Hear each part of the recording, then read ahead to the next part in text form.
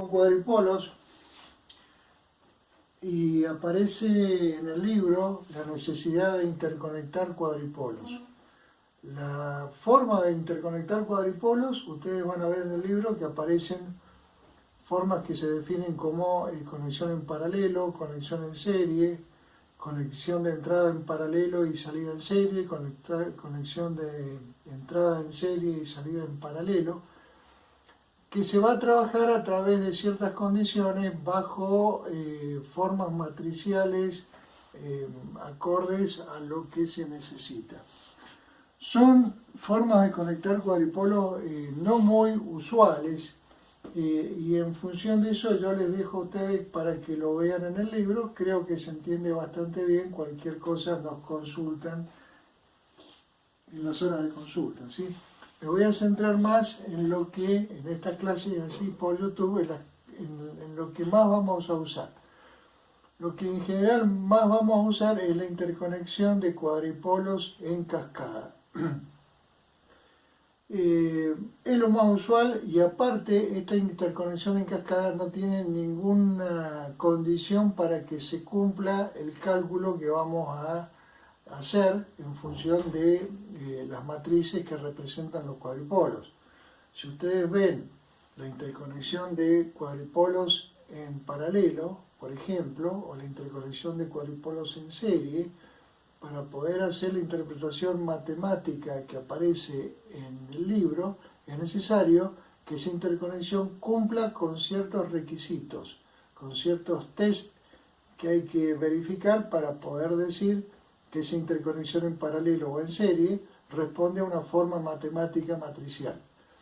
Pero cuando vamos a trabajar como ahora en interconexión en cascada, no es necesario cumplir ninguna condición, y la conclusión a la que vamos a llegar es siempre válida independientemente de cualquier conexión eléctrica, siempre y cuando estemos trabajando, como digo, en conexión en cascada, vale decir un cuadripolo a continuación de otro. Es lo más usual, por eso lo vemos rápidamente. Bien, acá tenemos la conexión en cascada de dos cuadripolos. Y los dos cuadripolos, que podrían estar representados por la matriz de impedancia, de admitancia, de parámetros híbridos, la que sea, nos va a convenir tenerla en función de los parámetros de transmisión. Por eso en esta cajita hemos puesto la matriz gamma, y en esta cajita que viene después, a continuación, en cascada, le metemos la gamma prima para diferenciarlo de la otra. En conclusión, yo tengo acá la tensión B1 y la tensión B2, la corriente entrante I1 y la corriente entrante I2. Es del primer cuadripolo.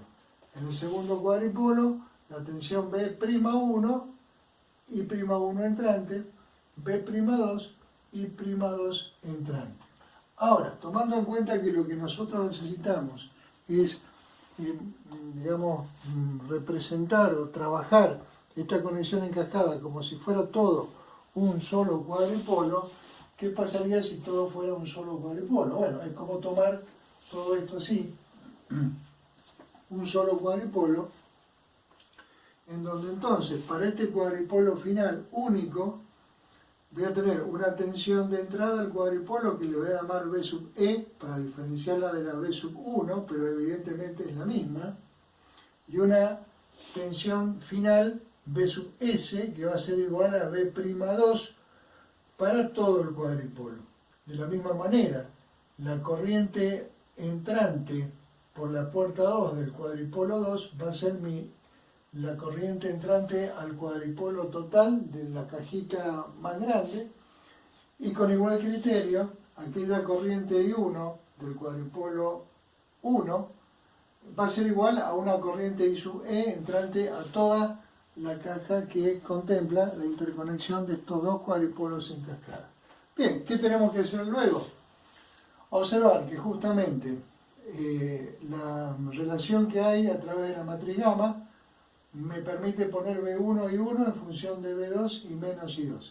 Pero B1 y 1 es igual a BE y E, es decir, la matriz de las variables de entrada de toda la caja en su totalidad, es igual a B1 y 1. Bueno, y a través de la matriz gamma está relacionado con B2 y menos I2. Bien. En el segundo cuadripolo yo tengo que los parámetros de entrada, o sea, B'1 e I'1, están relacionados a través de la matriz gamma' con B'2 y menos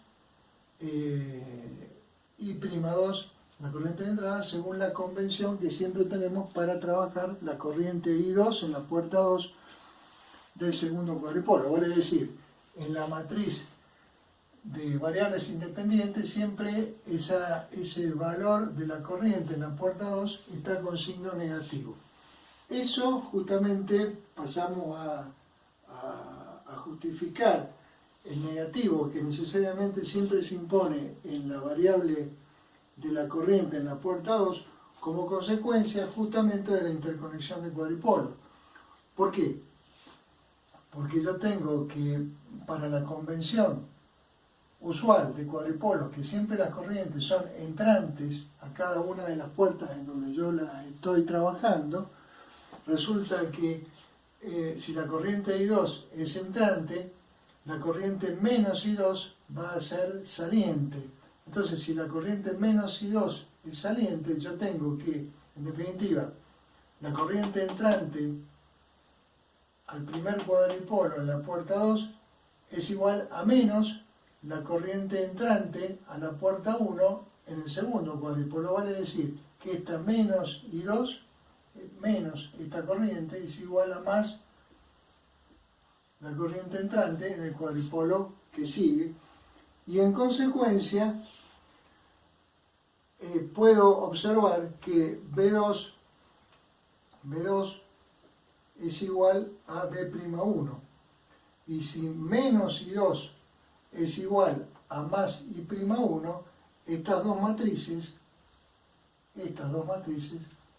son iguales, y en consecuencia puedo poner que la tensión de entrada, corriente de entrada, esta que tengo acá, que es igual a B1 y 1, va a ser igual a gamma por esta matriz. Pero si esta matriz es igual a esta otra, y esta otra es igual a gamma' por B'2 y I'2, bueno, coloco gamma' por B'2, que es igual a BS, y menos I'2, que es igual a menos BS. Y en consecuencia es muy sencillo observar, primero, el porqué, la necesidad que ya traíamos de tomar en cuenta siempre que esa matriz de variables independientes, la corriente en la puerta 2 tiene que estar con signo cambiado, justamente para permitir matemáticamente el ensamble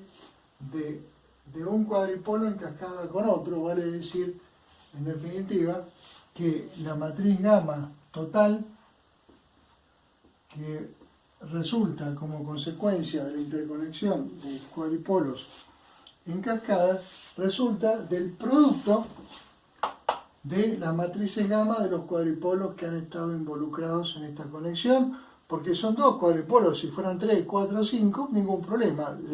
La matriz gamma, o sea, los parámetros A, B, C, D de esa matriz, se corresponden con el producto de las matrices que están involucradas en cada uno de los cuadripolos. Seguimos con otro tema cortito que está en el libro en la página 58, que tiene que ver con la síntesis de cuadripolos a partir de la matriz de parámetros. Nosotros eso ya lo vimos en el video anterior. Hemos visto que la relación que hay entre el circuito y la matemática es a través de la configuración T, que está relacionada con la matriz Z, y la configuración en pi, que está relacionada con la configuración con la matriz de admitancia, ¿sí? Ahí tengo la manera de pasar del cuadripolo T a una forma matemática matricial a través de la matriz Z, o de la matriz Z al circuito en la configuración T. O lo mismo con el tema del cuadripolo en pi, con la matriz de admitancia. Esa va a ser nuestra forma de relacionar lo matemático con lo circuital. Pero los ejemplos que estuvimos viendo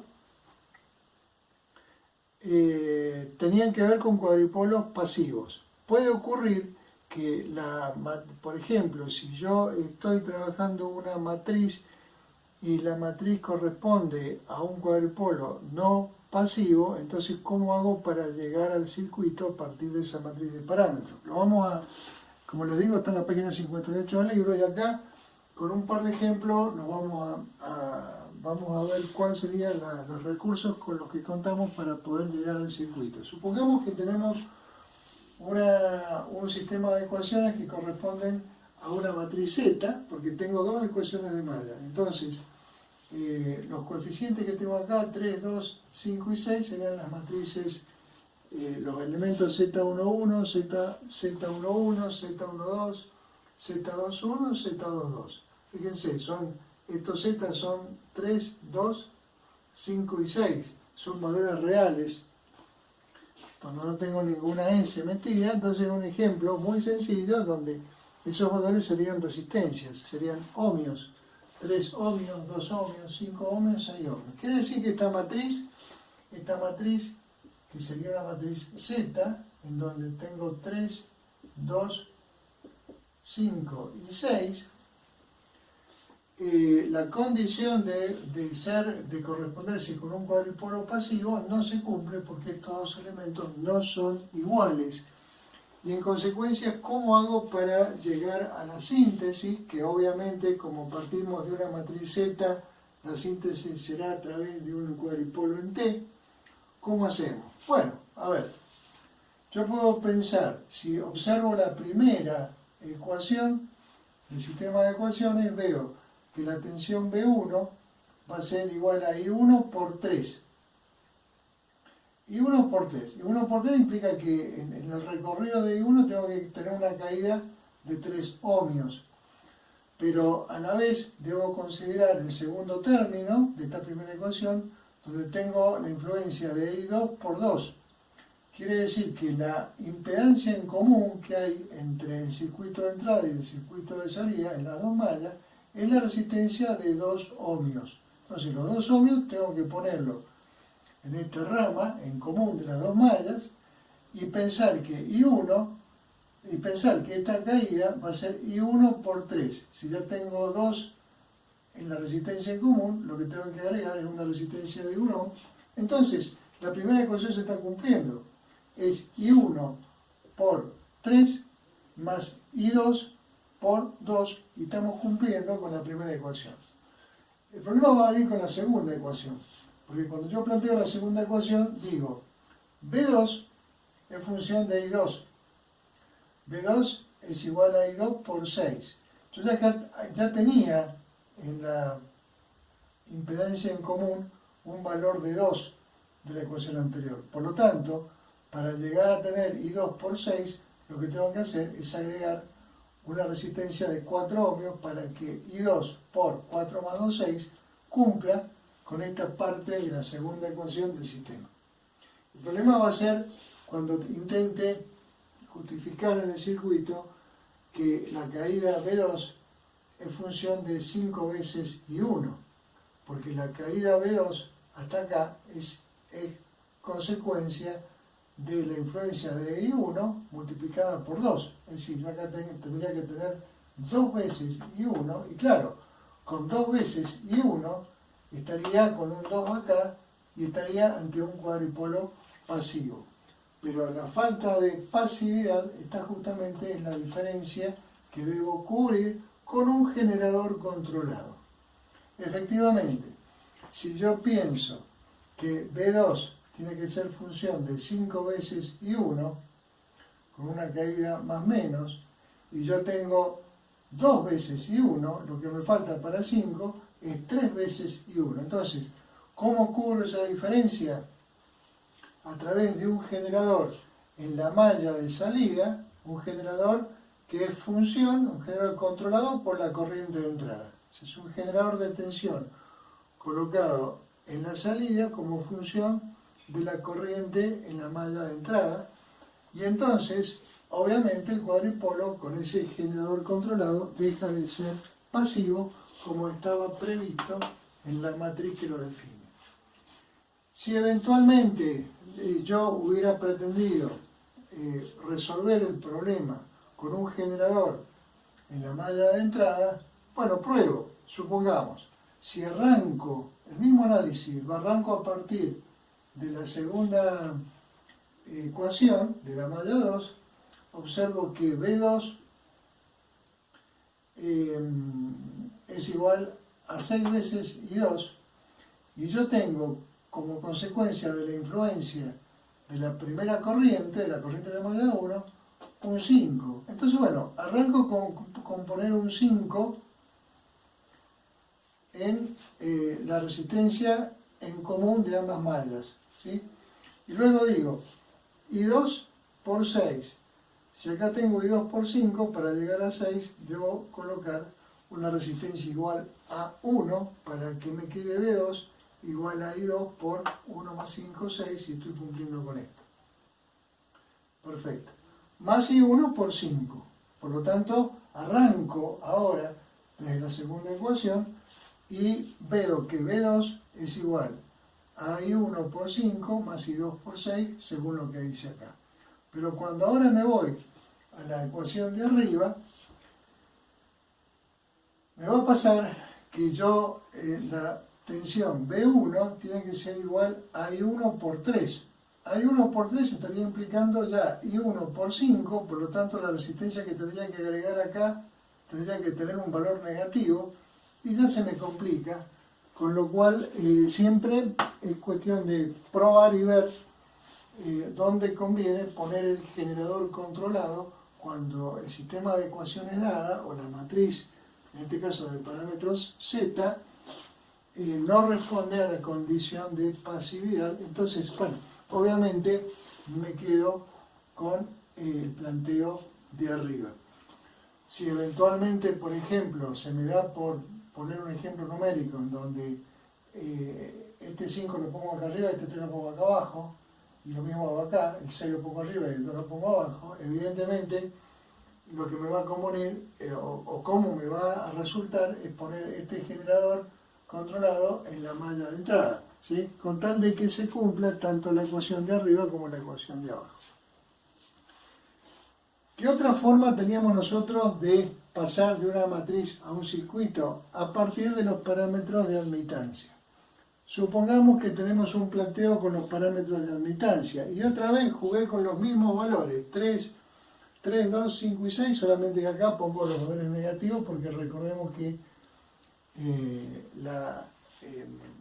las ecuaciones nodales que me conectan la matriz de admitancia con el cuadripolo en pi tienen siempre estos valores de admitancia negativos, es decir, fíjense, este 3 sería 3 por ohm a la menos 1, es una admitancia, lo mismo este 6, el 2 y todo lo demás. Es decir, en este cuadripolo en pi, este 2 sería ohm a la menos 1, este 4 sería ohm a la menos 1, o sea, son todos admitancias, ¿sí? Bien.